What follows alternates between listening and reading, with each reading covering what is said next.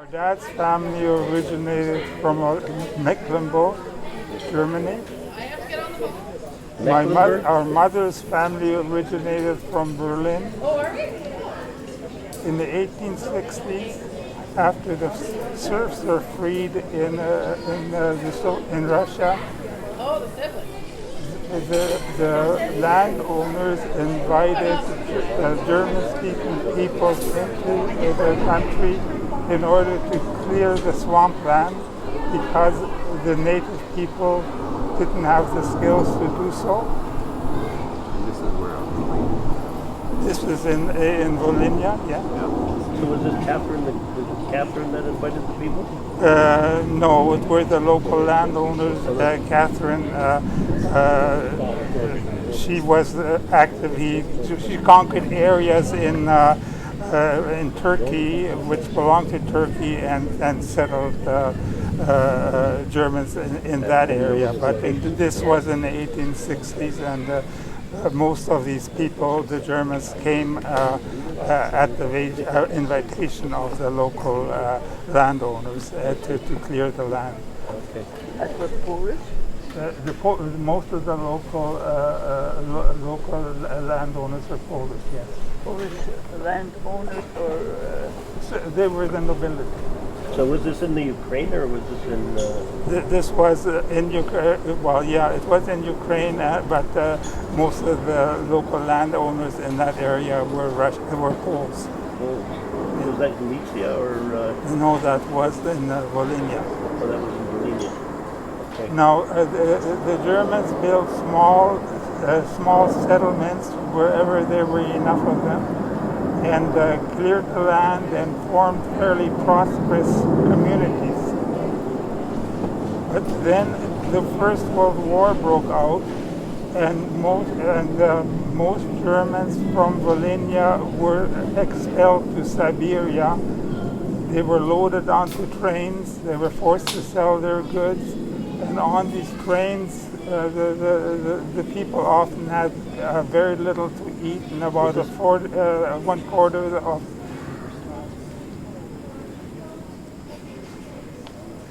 one quarter of the people died of starvation and other disease and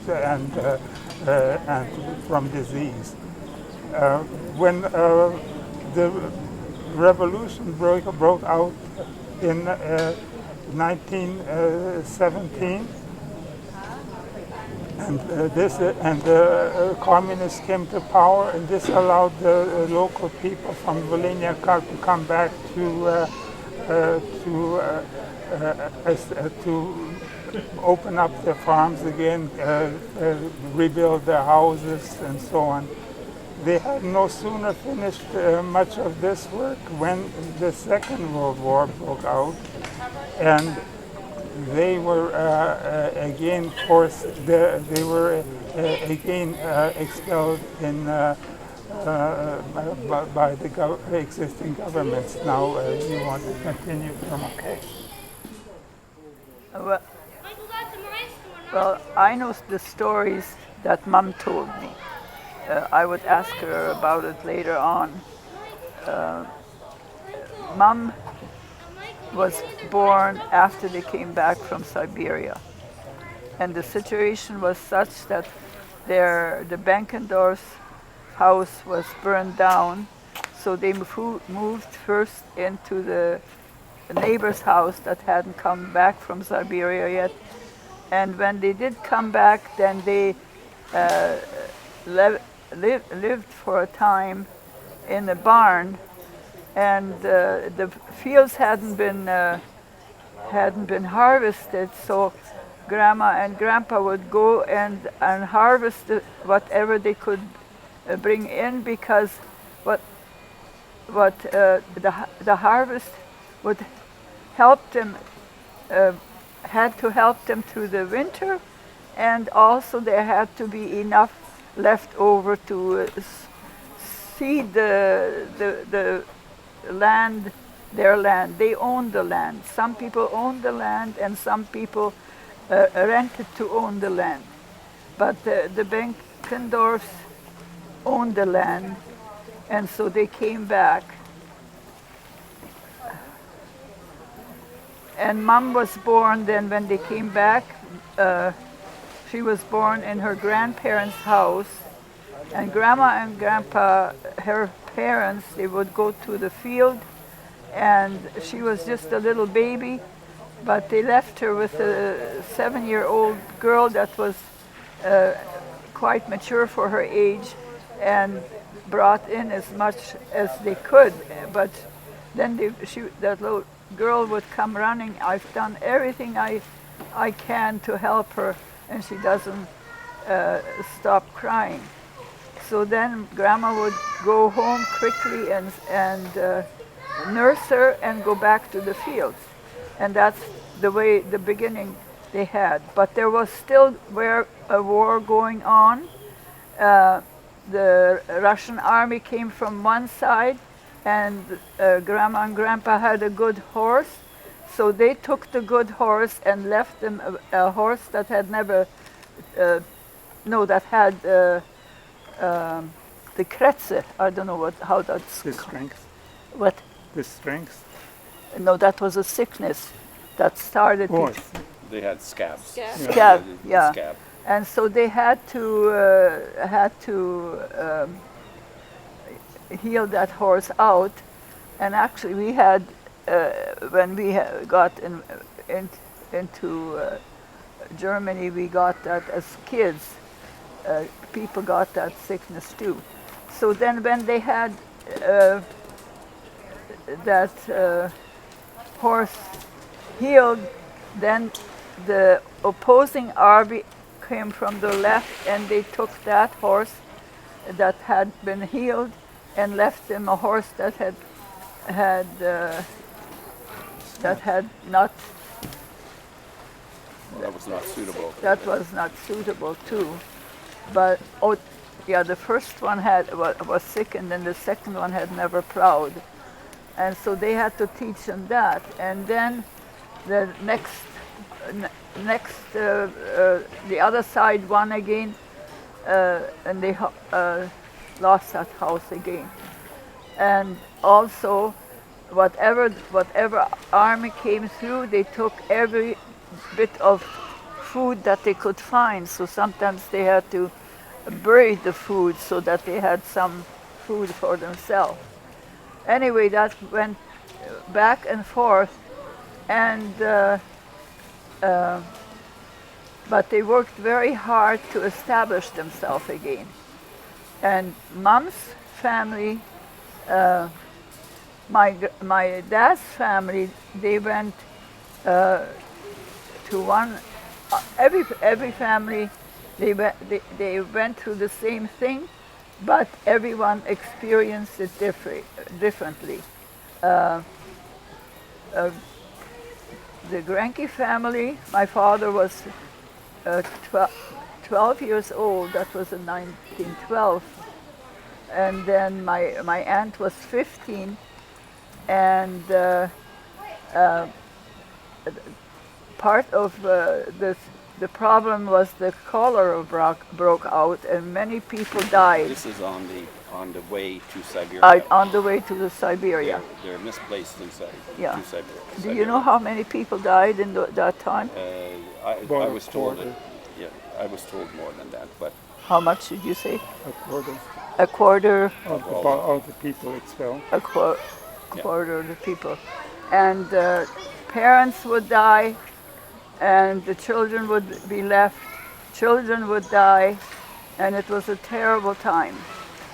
And they had been told, don't take any food, because there will be food to be bought when the train stopped. And then they ended in a place, I forget what it was called. And they were able to get off the train, and it was harvest time, and the people where they stopped came to the train and wanted to find workers to help them harvest. So this is in Siberia. This was in Siberia. Yeah. And so a Ukrainian man came. First, there was a different man that came, and Grandpa Ludwig told him his situation, that his wife had died, and now he had these 7 children, and he needed to get a job. And then the man looked at them and said, well, he could take my grandfather and my father and his oldest sister. And well, my grandfather said, well, what should I do with the little ones?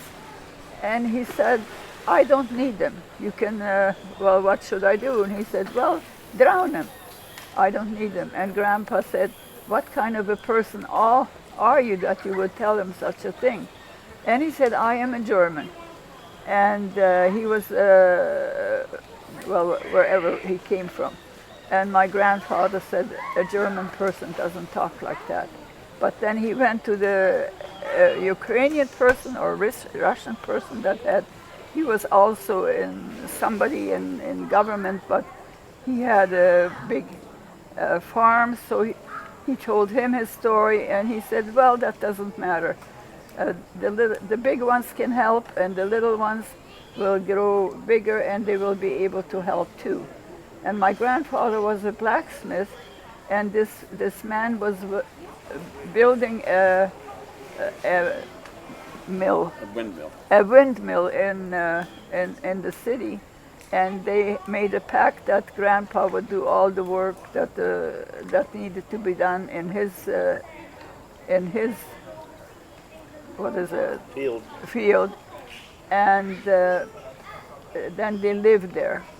And I think I told you about my aunt, when her mother died, then she was responsible. No, the mother died on the train. Yeah, the mother died on the train, and when they came there, then she helped in the house, and she helped in the stall and on the fields. That was Guatemala? Guatemala. Yeah. And so. Guatemala. Yeah, but besides that, she had 3 sisters. Yeah. 3 sisters, and she had them.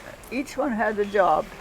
One was that did the cooking. The other one looked after the smaller children, and then one day, Grandpa Ludwig brought a big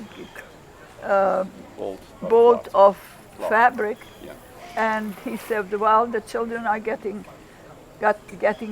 bigger, and they're outgrowing their clothes. And he told my 15-year-old aunt that she had to now see to it that she would make clothing for all the children, because her mom would not come back. And she cried, and she said, I don't know how to sew. And so he went to work every morning, and he took my dad along, and he came back the next day and said, well, have you started yet? And she cried, and she said, I don't know how to sew. And that night her mother came to her in a dream, and she was so happy. She said, Mom, just stay with us. You don't have to do anything. We'll do everything. Just tell us what to do. And so, and her mother then showed her how to sew things. She told her, take an old piece of, if you want to make a pattern, take the pattern of Take apart an old pants and lay it down such and such a way, and use Trace it, right? to trace it, and she told her how to do it, and then she said that I have to go, and my aunt, she said held on to her and wanted to hold her. But then when she woke up, she was just holding her bed's frame. Yeah. And then she went to her sisters and he told her the story. And then they were so happy and they said, well, if you had that dream, then mom must still be alive. But the mom never came back. So then she showed the sisters how to make a pattern of their dresses, and she made patterns for the boys then. And then the next day her mother came again and she said, you're doing very well already, but a person is bigger in the back, so there you have to make an adjustment. And she told her how to do that and how to put in the Buttons. no, for the boys, Zippers. the zippers, and everything like that. And so she did that, and then Tante Male would got the needles and the thread and the chalk and all that, and they sewed their clothes and everything by hand.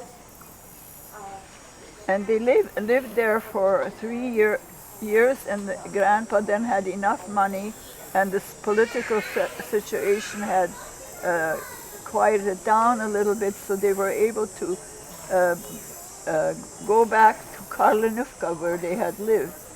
And of course, when they came back, the stalls had animals in it, and the house they had to leave that. When they came back, there was nothing left, so they had to build themselves up. And so they built themselves up slowly and slowly, and then that was in 1918. Mom was born in 1918 when her family came back.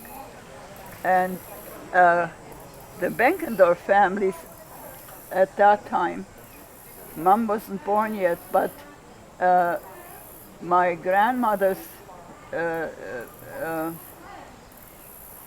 family,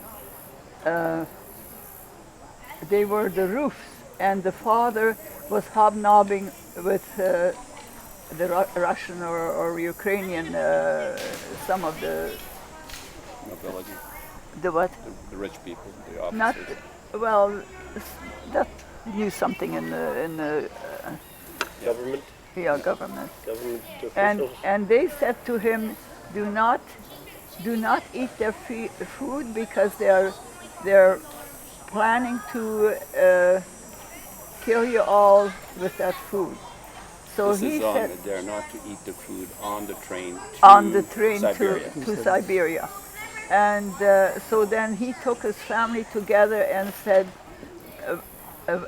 even if we lose everything, but we will not eat their food. And he rented a train, what is it? A train car.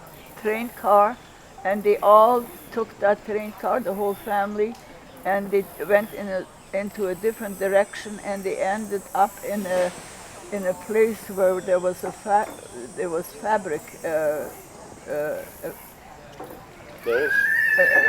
Manufacturing. In a manufacturing. Manufacturing. And all of them stayed there except our grandma, because she had a different name, so they sent her somewhere else. And we can't quite, because my grandma had a child. She was married to the oldest son of the Benkendorfs. But they were only married a year because he got very sick and he died. And now I don't know whether grandma married my grandfather Daniel after or before they left. Anyway, she went to a different place with her.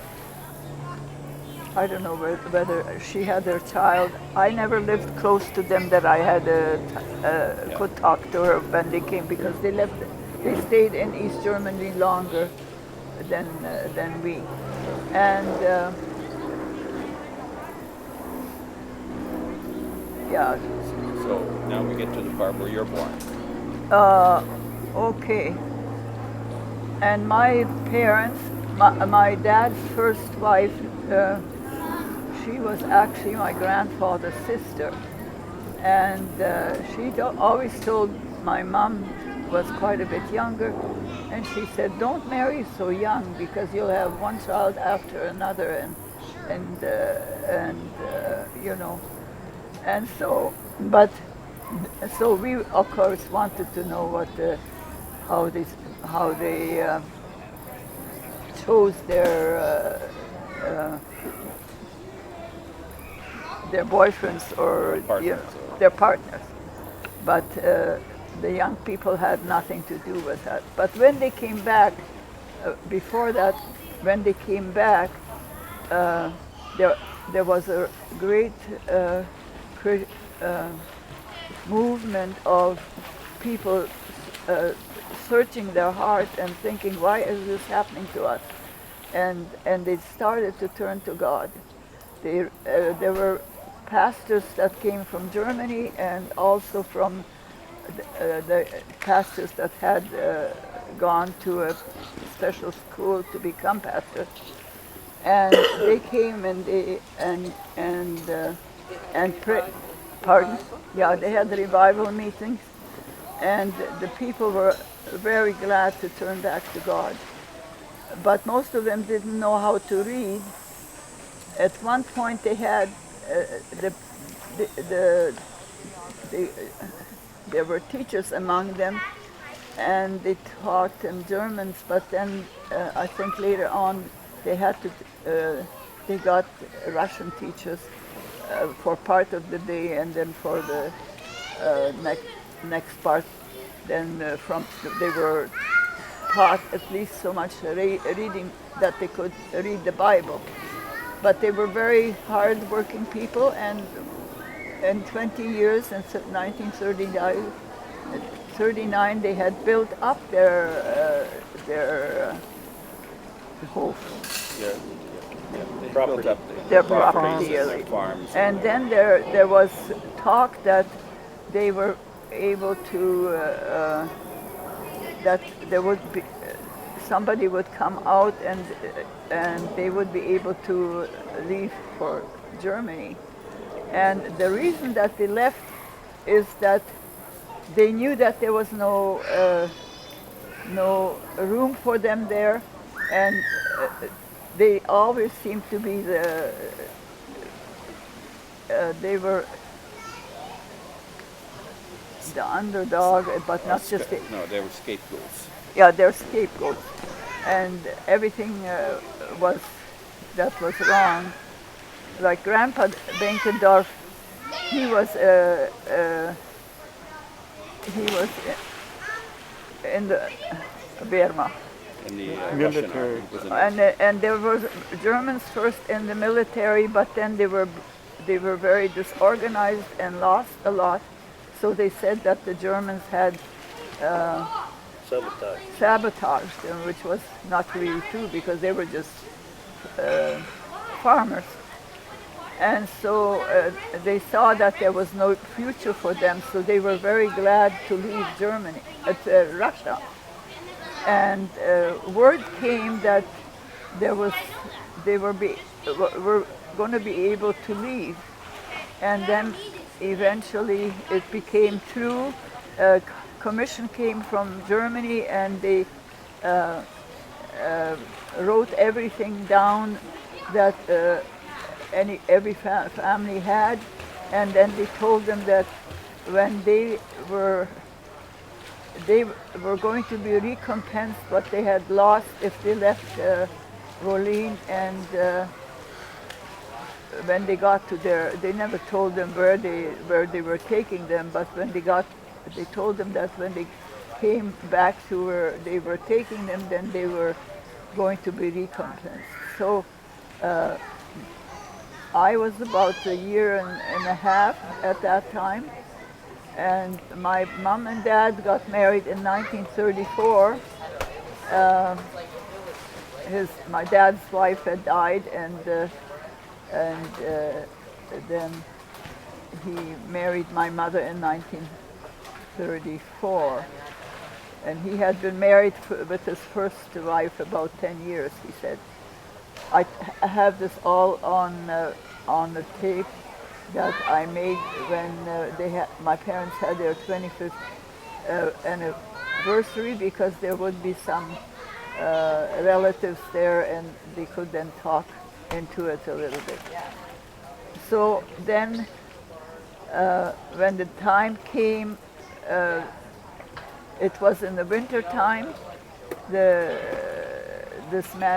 these people that took all the information, they did their job, and then they sent out the women with the children and the older children on the train, and the man stayed behind and put on the wagons whatever they could, and then they went along. And I got a piece of paper somewhere that a man that did these notes talked about it, but I lost that and I can't find it anywhere. Anyway, where am I? So this is when they left Berlin.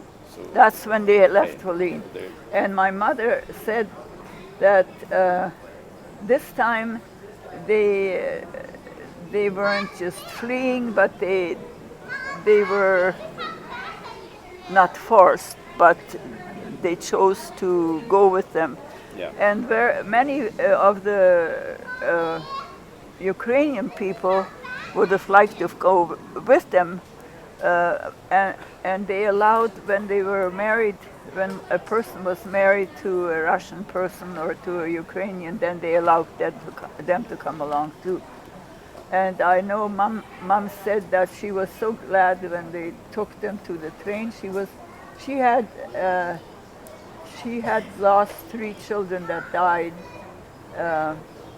The situation was such that the people had very little money, and also when they went to the doctor, the doctors usually lived in the towns. By the time they went with horse and buggy to get the doctor and came back, then whoever was sick got worse and died, before they got there. And her mom's first dad, of course, wanted a son so bad, an heir to his whatever. And so then when his first son was born, he was so thrilled that he put on a baptismal like a wedding, Mom said. But when the boy died, he was so, Mom said she thought he was going to lose his mind because it was such a shock for him. And then the next was a girl, and she died too. And then I was born, and my grandmother said the others were all, the ones that died were strong children, and I was just sort of puny, and she said, oh, she's going to die too. But I lived, and the next one died again. And then she was expecting Ernie when we had to leave. And she said it was winter time, and she was very glad that she had put on several layers of clothing and socks and strong shoes, because when they got onto that train, the train was very cold and of course very packed. And so she said, there was another girl from the same area, and she had a little baby, and I was small. And so what they did, they took one of their suitcases and they opened it up and took me and the other lady, put her little one into that suitcase and covered us with homemade feather sticks. And she and the adults went up and down in the train to keep their feet from freezing. And then they went on, and apparently they were, I don't know if it was Lietsmannstadt or a different place where they stayed first, but some kind of a sickness broke out, and the children were dying, so they were complaining, and so they sent them to Mayor Schönberg in Czechoslovakia. And there they had to wait then until the Germans, people that were in charge of that, until they found a place to put them, because Europe was small, so you couldn't just move wherever you wanted to. They had to find a place for you. So we stayed there, and there the measles broke out, and they didn't have the medications, and so a lot of people died there too. And what they did is they washed the children, they bathed them, and my mother didn't allow it, and for me to be bathed, because she said she lost 3 children and she's not going to have another one lost. And they said, well, you're not a doctor, what do you know?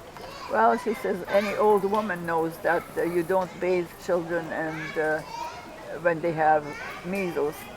And so they kept her then.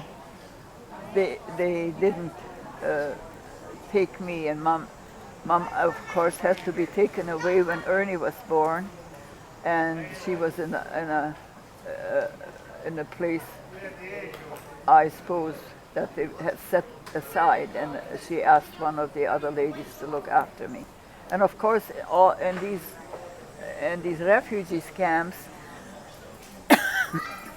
the men were separated from the women, and the women had the small children and the girls with them, and the men had the bigger children. I need some. Do you need some water? Yeah, somebody else come in. So you could have some water. The women were separated from the men, and yeah. Well, then Ernie was born, and Mom said he was such a beautiful child. He had such nice skin and a nice color. And the couple came to her, it was a German officer, and they said, we have no children, and we can't have children, and we'd love to have this baby. You are in such a harsh situation now, and we have money, and we could look after him. And my mom was quite shocked and didn't know what to say. But she had an idea what Dad would say to that, but she said, well, I have to tell my husband first. So my dad came, and Mom told him, and Dad said, if I have to die of hunger, but my children I will not give away or sell for anything in the world. And so that was the end of that. So then we, eventually the day came where they had found a place for us, and the place was called Dubro when we were there, and there were 6 German families there that were, and Mom says when they came to the place, that was supposed to be the red, I guess, what was that,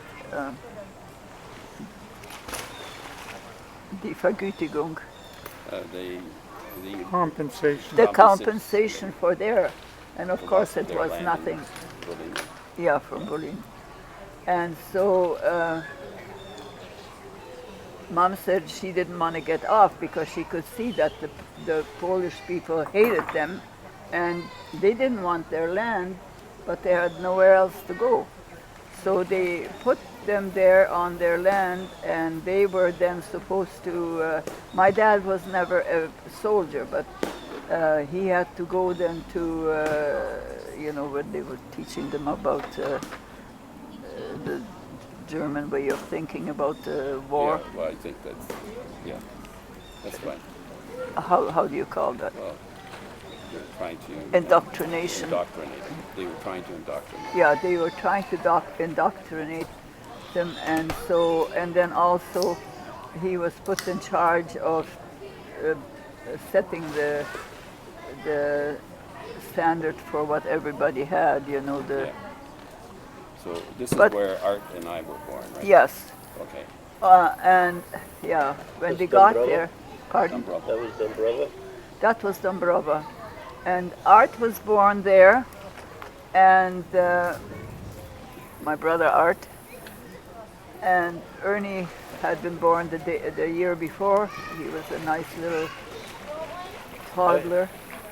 And Art, the lady that assisted in the birth, she made the water too hard for her bath, and he got Too hot.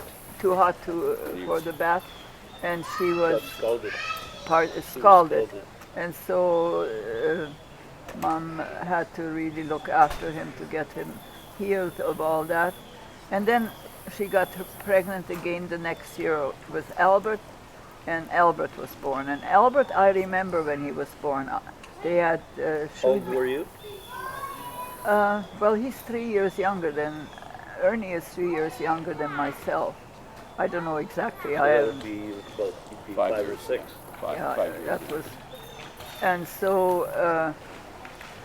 but I came running into the house, and I heard someone crying, and I thought somebody was hurting my mother, and I just ran to the door, and I was going to rescue her, but somebody grabbed me and didn't let me. Yeah, they didn't let me go in, and they said it was all going to be all right. And then, of course, when Ernie was born, then when Art was born, then no, Albert. Albert, yes. Yeah, I don't remember. I think maybe Art was born at night. That I might have been sleeping, but that day Albert was born. So he made a lot of noise when he was born, did he? Well, all kids, all babies make a lot of noise when they're born. And so we lived there for a while, and the memory, of course, Mom was so busy with birthing the children, and also when you are a stranger on enemy lands, then you don't know. You're never safe, right? You never feel safe. I guess they don't feel safe because of us, and we didn't feel safe because of them, right? But we stayed there then until the Russian army moved forward. And I remember Dad, of course, the German young men, they were all taken into the military, and so they took the Polish people, the Polish young people to work in Germany, to work the land and so forth. And of course, the Polish people didn't want their children to go there. Then they came to Dad and they begged him to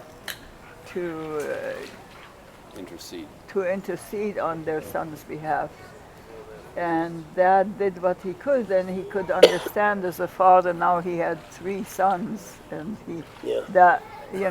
how would he feel? So he tried.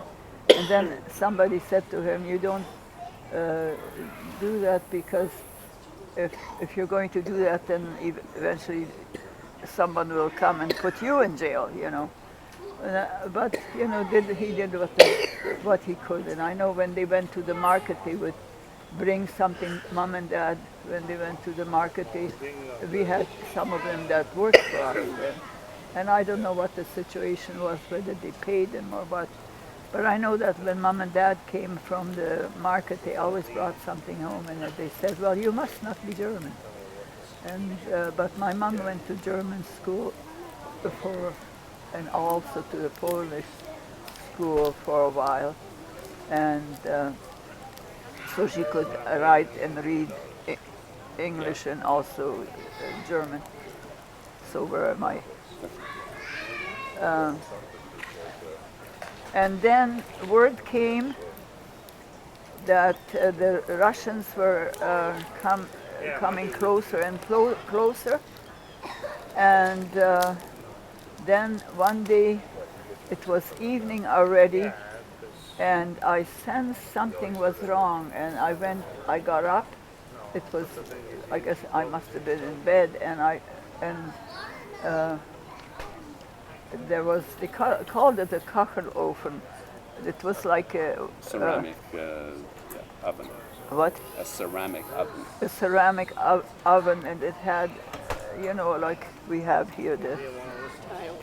Yeah, it was tiled. Made of Yeah, tiles. yeah, and mom and dad were sitting on it, and they were praying and crying. And when I saw that, I had never seen them crying, I started screaming, and of course my siblings came around, and all of us started screaming. And then later on, it was because my dad was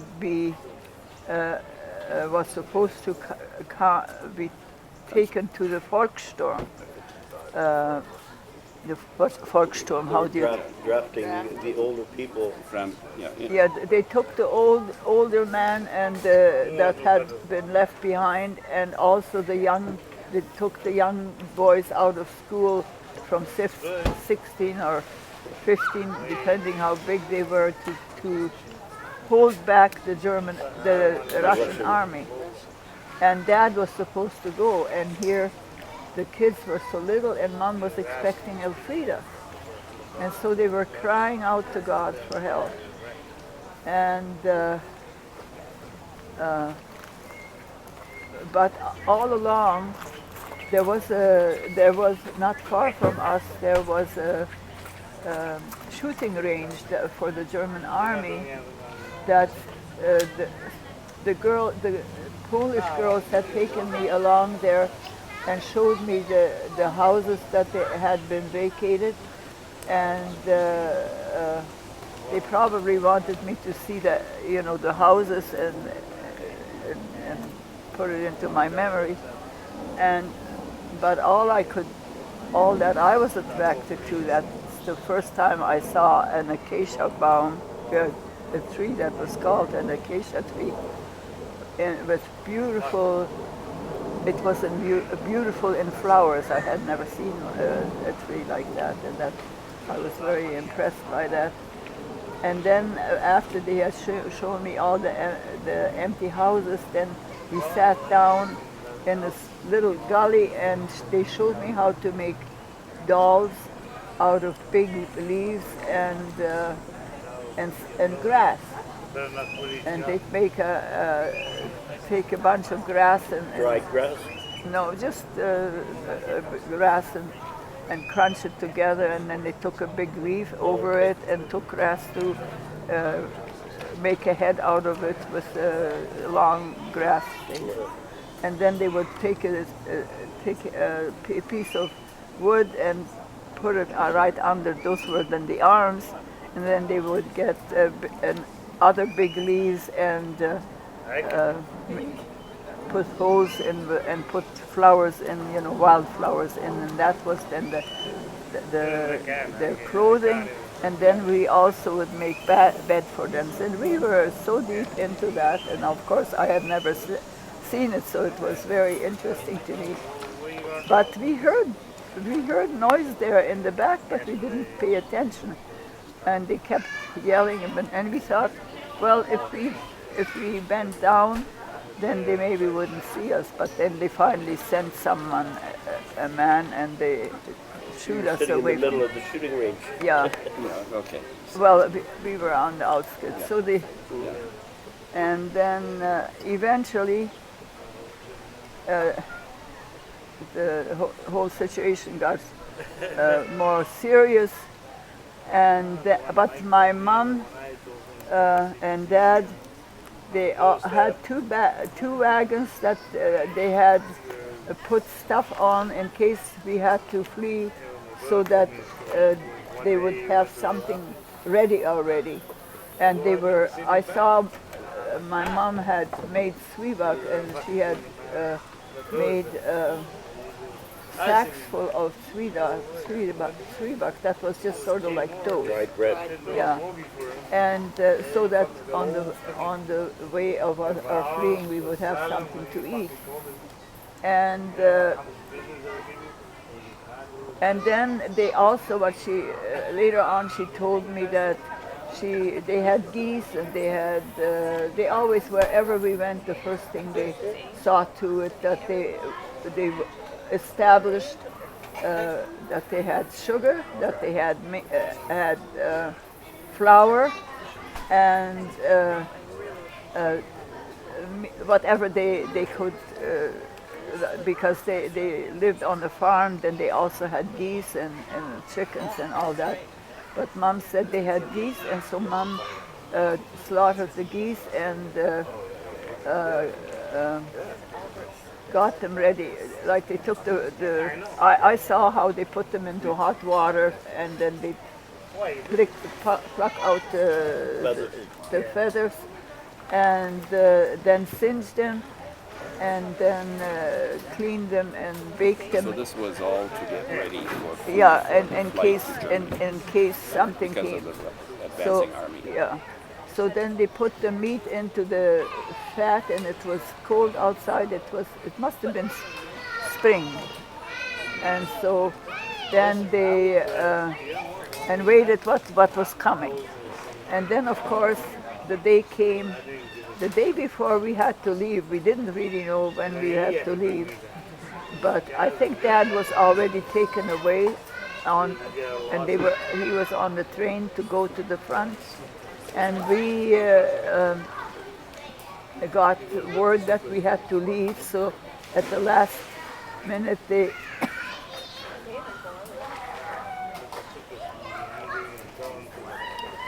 slaughtered a young bull and the pig, and singed it and took the innards out and threw it on the wagon, on one of the wagons. And of course they had to take the food for the horses to feed them, and they took everything along that they could. And I guess we must have come out of there earlier than some of the other, because some people waited till the last minute and then they were not prepared for it. But anyway, then we left with Mom, and was on one wagon, and I don't know if she had anyone on one. I think she must have had one of the young Polish boys that was working for us with it. And the other wagon was then looked after by the others, and Dad was gone. And then so we started out, and we were told where to go. Oh yeah, and at the end they also took some cows and tied them to the end of the wagon for milk for the children. And then they were going to the direction where the main wagon train was, and when they got to them, the people that were the German soldiers that were in charge of that, they told them, "People, what are you taking? What are you thinking of taking these cows? Those cows you can't take along." And Mom she said, "Well, how far are we going? Maybe you'll let us go back again." And they said, no, there won't be any going back anymore. So then they had to leave the cows behind, and they just went on. And of course it was the soldiers, they saw to it that everything went orderly, and they put them they let the people that came from every little village, they were coming towards the same wagon train. So they saw to it that it was done orderly, and then we were in this wagon train. And my grandparents, they lived in a different area, and we didn't know what was happening to them, or we had other relatives that were in different areas, but everybody had to look after themselves. And so then when we got into that, of course, we were on the road for a long time, and sometimes the wagon train would stop, and everybody wanted to get away from the Russian army. And then there was consternation because they didn't know why the wagon train was stopping, and they couldn't go on. Then sometimes some people would run forward to find out, and they wouldn't find their family again. Children were lost, adults were lost, people died on the train. They found, and they couldn't bury them, and babies died, but you had to go on if you wanted to save lives. Sometimes they put the dead people into a sack and put them in a place that they could maybe be put, but you had to go on. And so, and once in a while you would have a place that was big enough, they knew where the train was going. So when we got there, it was big enough where the people could have a little rest. They would have, on the floor, they would have straw, and a person could lie down and maybe just rest for a little while before they went on. And we had several such rest stops, and I remember one place they gave us soup, and that was so wonderful. But those places also had where they would cook water so that you could make yourself some tea. And then at one of these places, we had been on the way for quite a while already, and we got out there, and it was a big place, and my mom and dad they had a couple of bags and put Ernie and me in charge to look after them, and they went back into the wagon and wanted to bring Albert and Art because they were little, and then they said, stay there, and if somebody comes, tell them that is our table, and we're going to be right back. But stay there. Well, they went away, and while we were waiting for them, these two ladies came, and they told us to get away, but we said no. My dad said, and Mom said that we are supposed to stay here. And of course, they were just really mean and wanted us to leave. But I stayed with things. But Ernie, he was just such a young guy. He was fighting for that table, and then they didn't listen, so he was mad and went looking for Mom. And I begged him not to go, but he just went off. And then when Mom and Dad came, then he was lost, and we didn't know where he was. And they asked everybody if they had seen a blonde boy with blue eyes, but most of little boys had blonde hair and blue eyes anyway, you know. So they looked and looked, and then all of a sudden they heard his voice, and so they went toward that and found him. But Mom said she had told us that if we ever got lost, we should scream as loud as we could, so that we could hear their voice. And so they heard him, and they brought him back, but once they brought him back to that table, they didn't want to stay at that place again. And because they had heard somewhere, I remember Mom said they heard that if you got across this water, then the Russians couldn't do anything to you anymore. And so they were, and then also one person said that he knew a shortcut. So they went with these two wagons just by themselves, and they were. It was night, and they were. They were. Mom says we were afraid. We were. We haben gezittert. Yeah, they're afraid and they're shivering. Shivering and praying that they would just be able to escape. And then when they came to this place, to this river, they wanted to go across, but the people that the soldiers that were there, they said that they had ammunition was already at the bottom of the bridge was mined with the explosives. yeah, at the bottom of that river, and the explosive was on there already.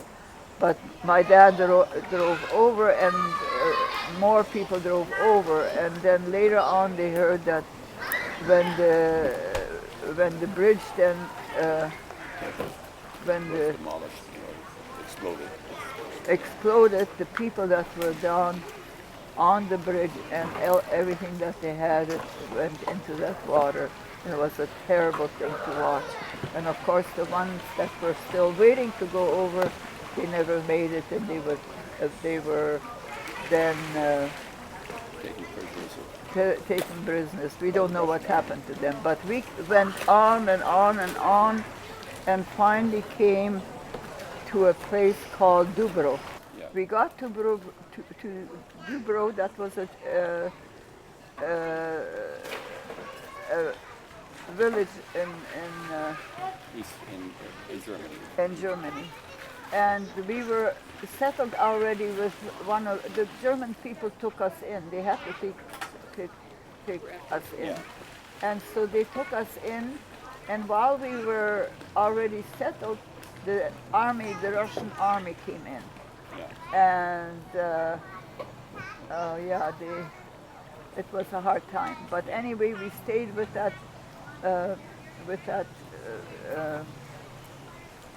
Bauer. It was a farm. Farmer for a short time, and then we went to another farmer that didn't have any horses, and we helped him. Where was Elfrida born then?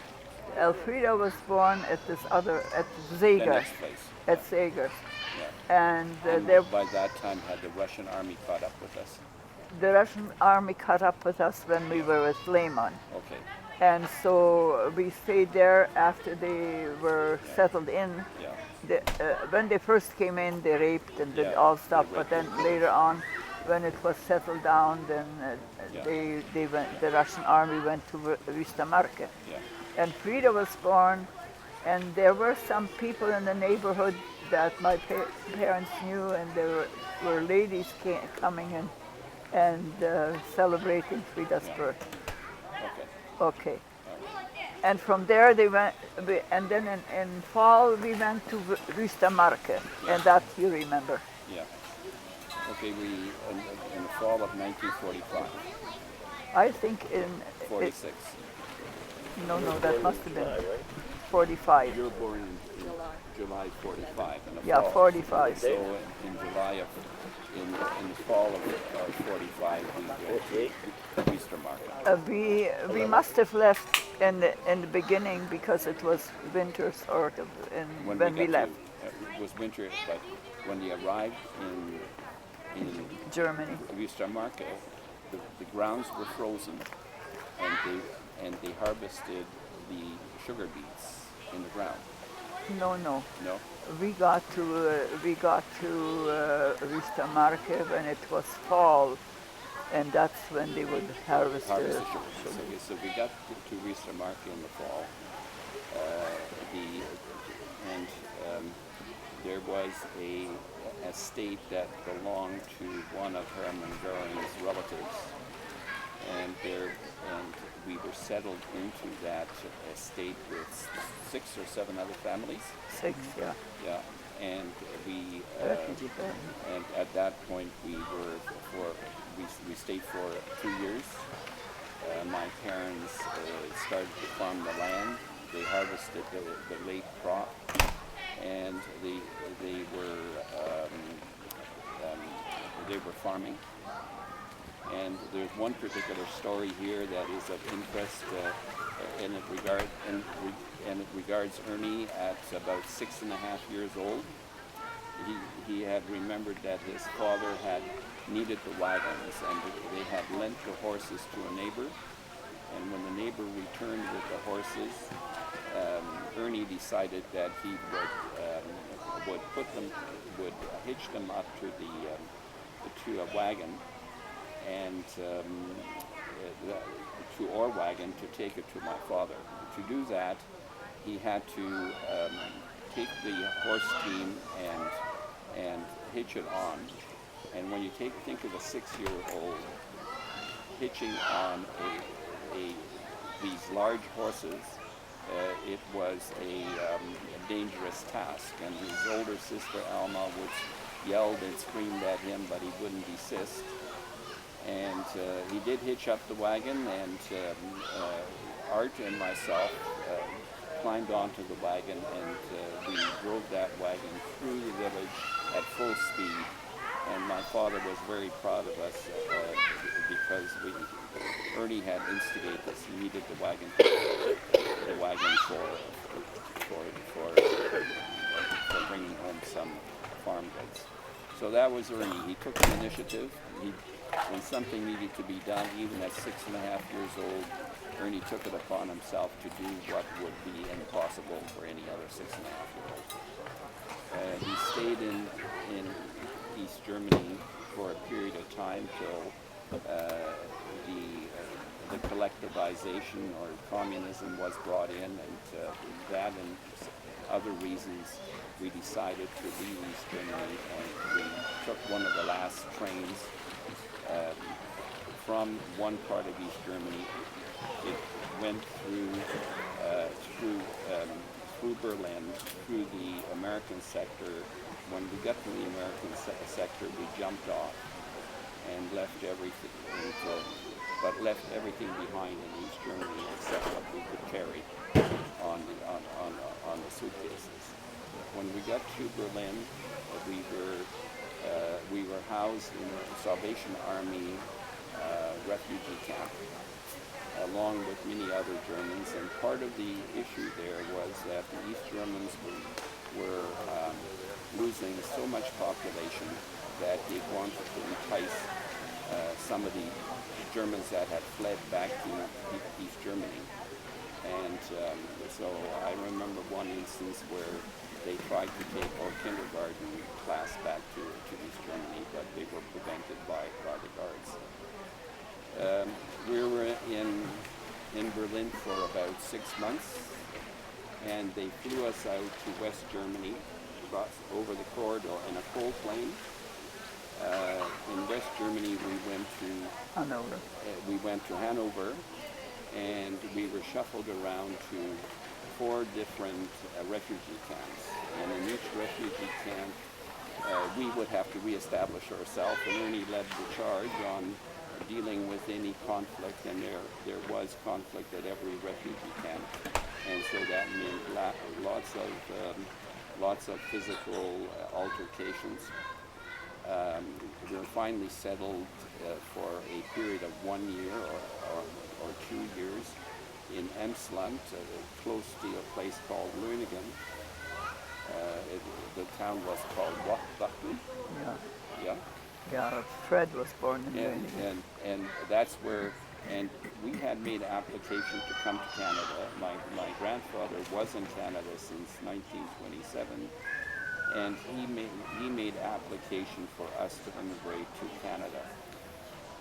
We had all of the work done, and then Manfred decided to be born, and he set us back for another year. And we arrived in Canada in January the 2nd, 1952. And in St. John, New Brunswick. We took the train across Canada to just short of Beausejour, which was 40 kilometers east of Winnipeg. Northeast, and near the number 1 highway. At my grandfather had a smithy and a log cabin which he built, and we got off at St. Owen's. That entire area had been the destination years before for Bolinians that had come to Canada at the invitation of the Canadian government from the late 1800s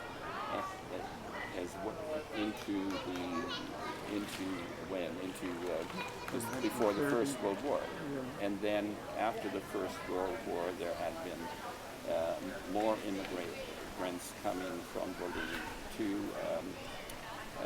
to various parts of Canada. The Rolinians settled near Beausejour, some near Steinbach, Manitoba, some in Saskatchewan, and quite a number in Alberta. Most of those knew each other, and the ones in St. John's, there were my mother's cousins, my father's cousins,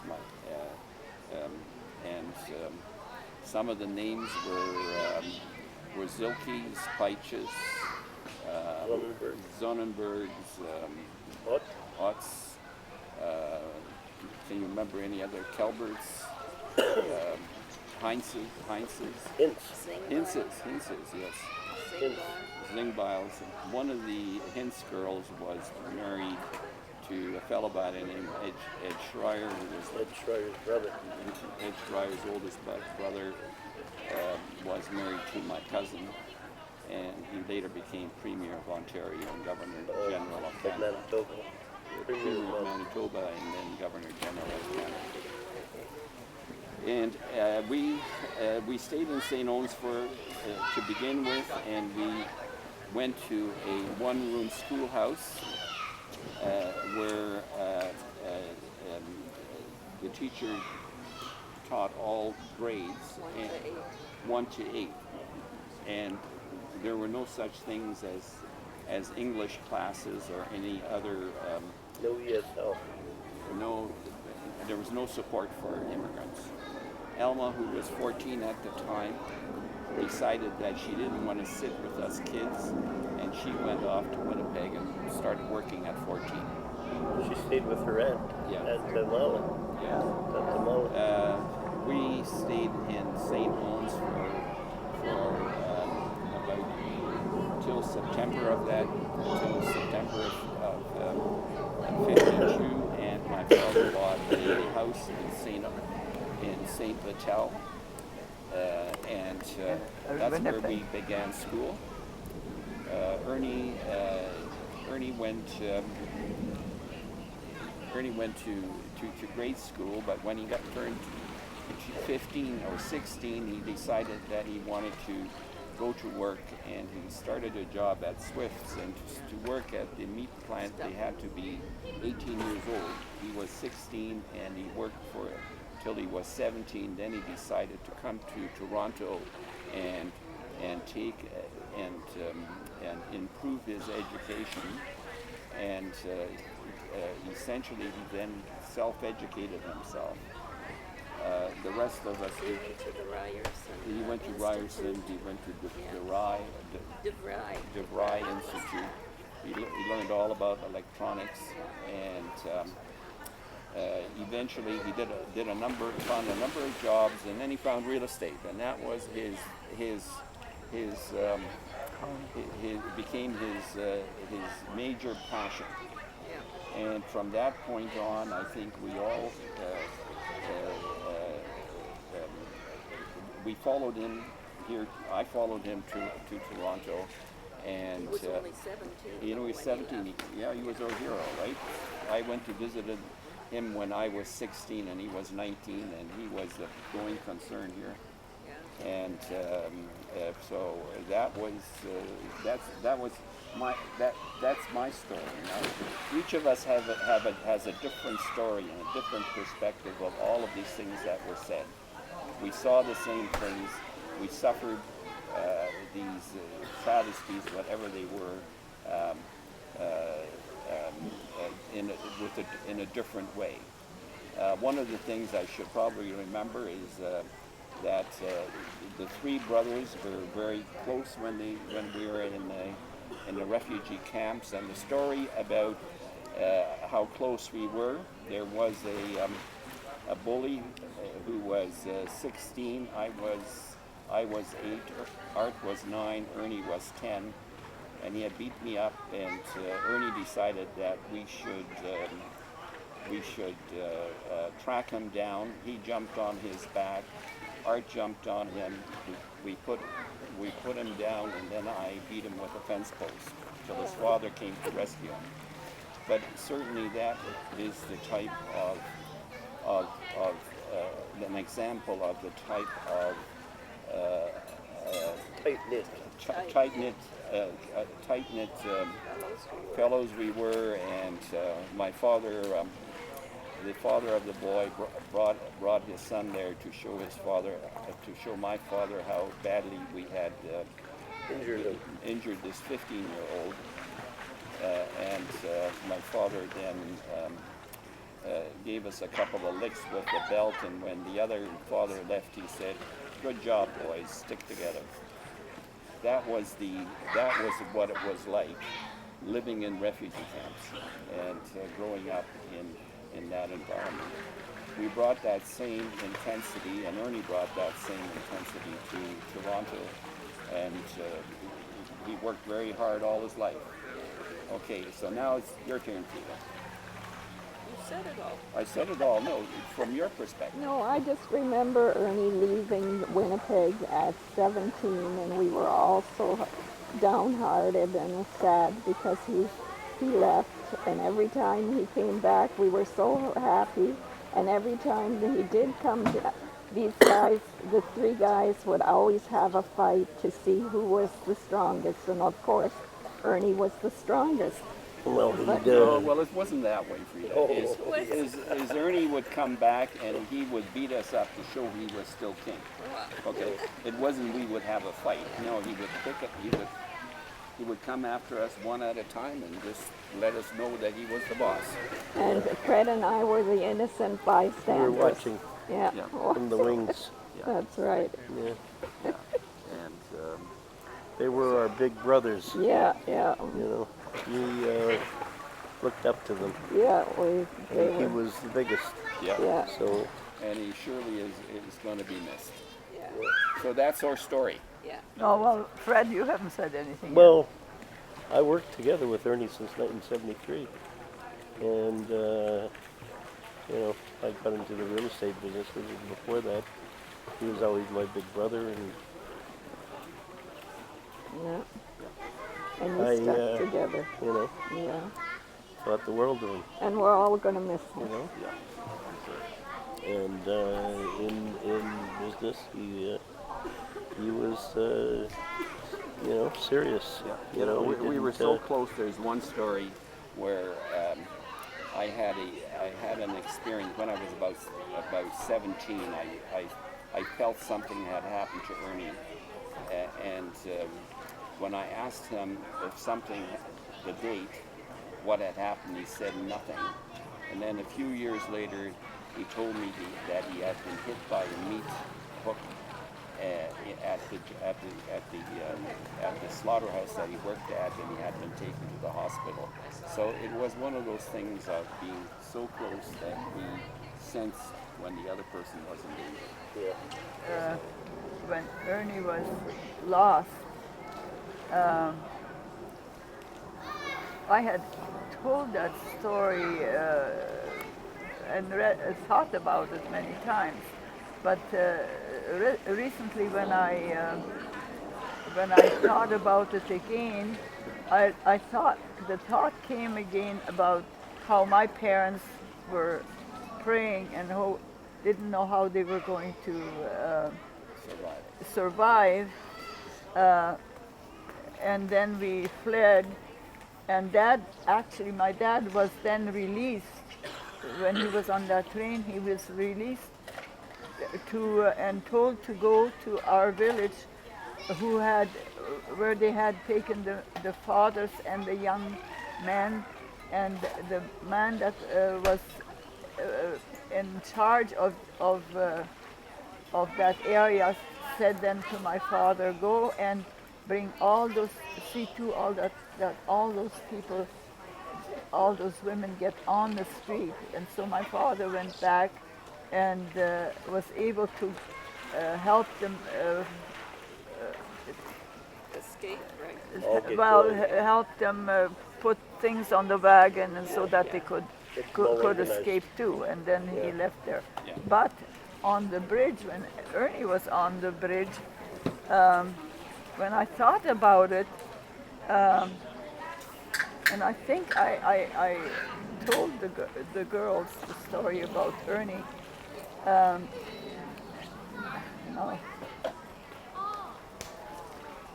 If Ernie had not been lost, we might have stayed behind, and we might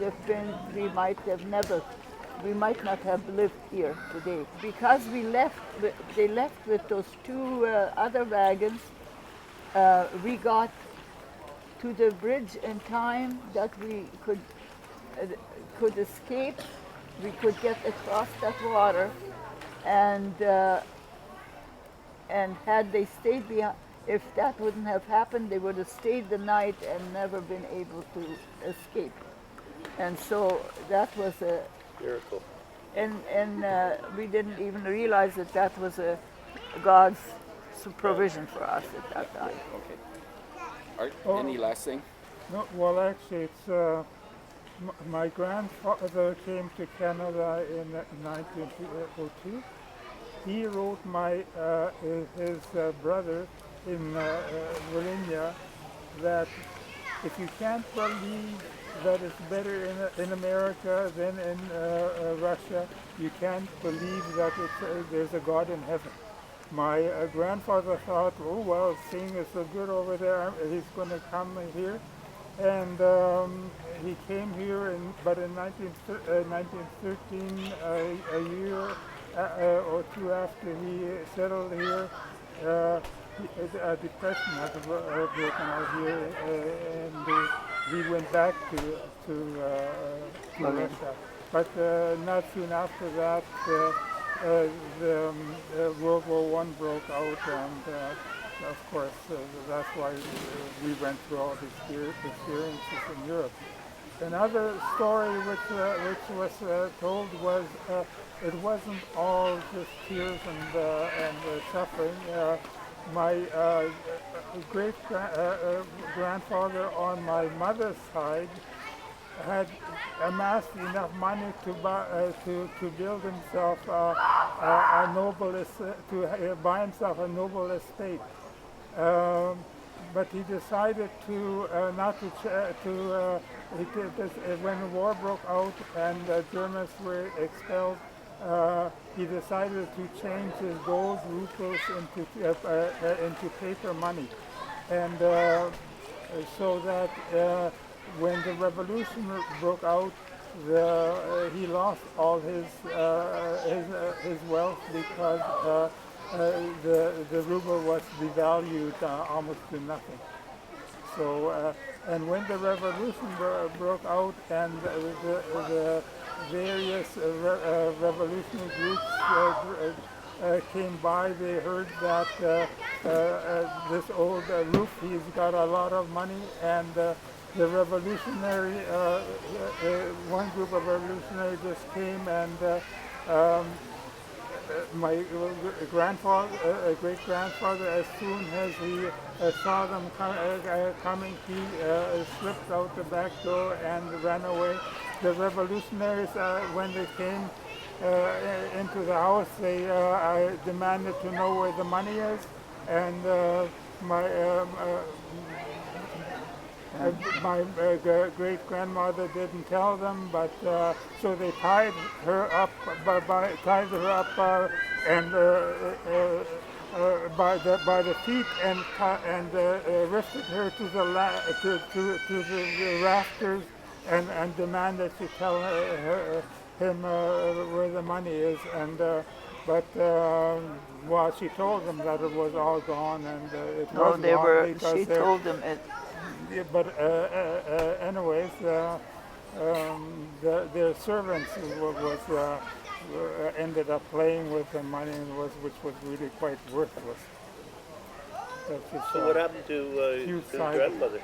Did they let her go? They let her go. Yeah. Yeah. Okay. Okay, that's it.